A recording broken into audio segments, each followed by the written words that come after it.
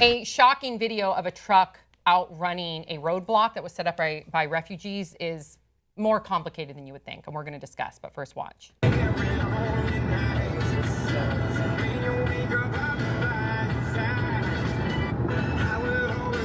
looks like a campsite.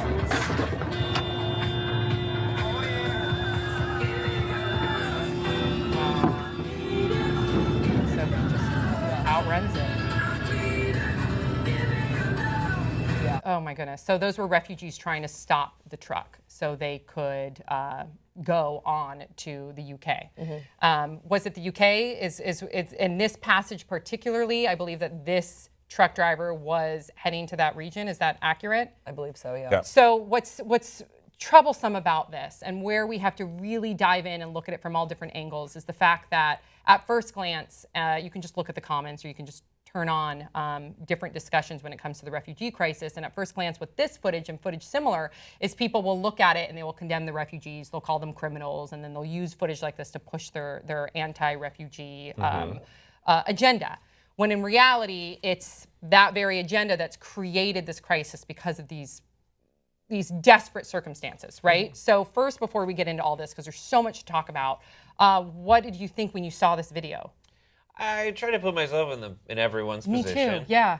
And if I'm that truck driver, I'm like, I don't know what this is. I'm driving through it too. Of course. But if I'm in the refugees' position, it's like, I'm sure that's not your first option is build a roadblock. I think your first option is probably like, I don't know, come pick me up, try to find a way. I mean, You've come pretty far if you've gotten to Calais, France. Right. Mm-hmm. Yeah, because there's a refugee resettlement camp there called the Jungle, and if you look up photos of the Jungle, they're not livable conditions. Yeah, you don't typically call like cool places the Jungle. Right. And so you have these families or just individuals living there who just escaped. You know, you have over 1 million refugees that are coming from the Middle East and from war-torn countries. They're trying to escape.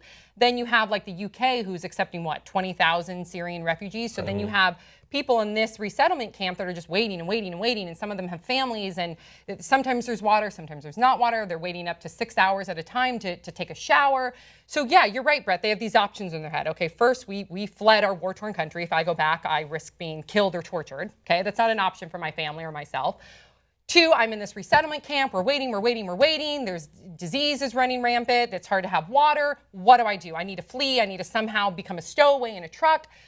Meanwhile, it's not fair to the truck drivers. You have to look at their safety.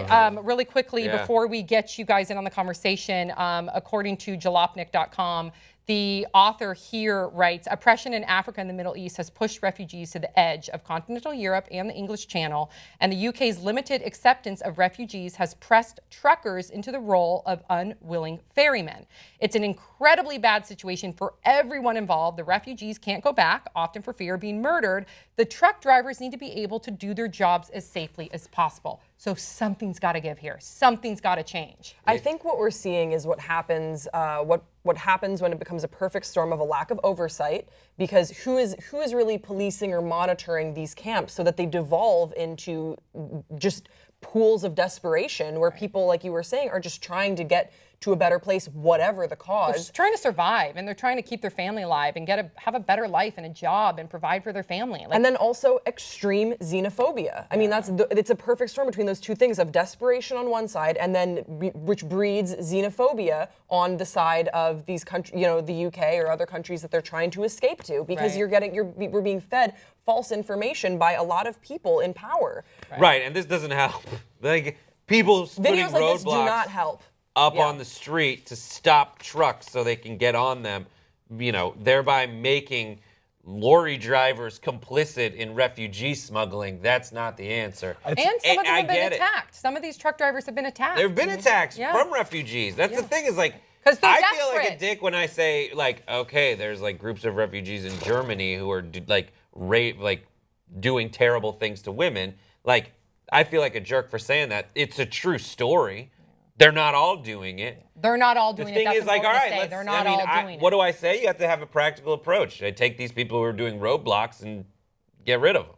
Yeah. Put them in jail. I know, but they're doing roadblocks. They're doing roadblocks because they have no other options. Yeah, but look at the other 20,000 people in the refugee camp who aren't doing that. I agree with you, but I don't think that should be the solution. The solution is let's have let's have more legislation to push to help refugees, rather than putting them in this situation where they're so desperate to provide for their family that they're fucking going to do anything. Like it's it's Armageddon. Right. Like they're literally going to do anything. That's when I'm watching that video, Sam.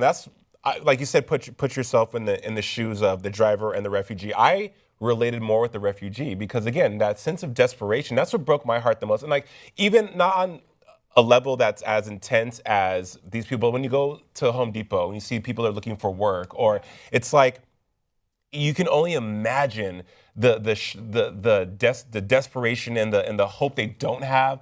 I would probably do the same thing too. I don't like that approach.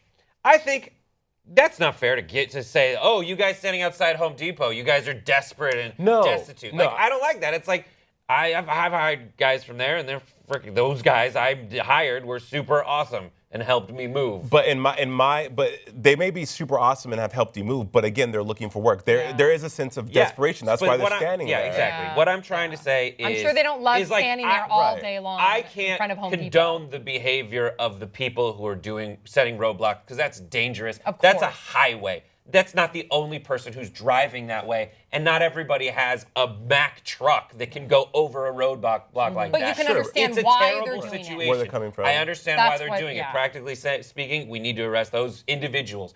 But I can't let those individuals' behavior, which I think I don't need to qualify it as like they're being evil.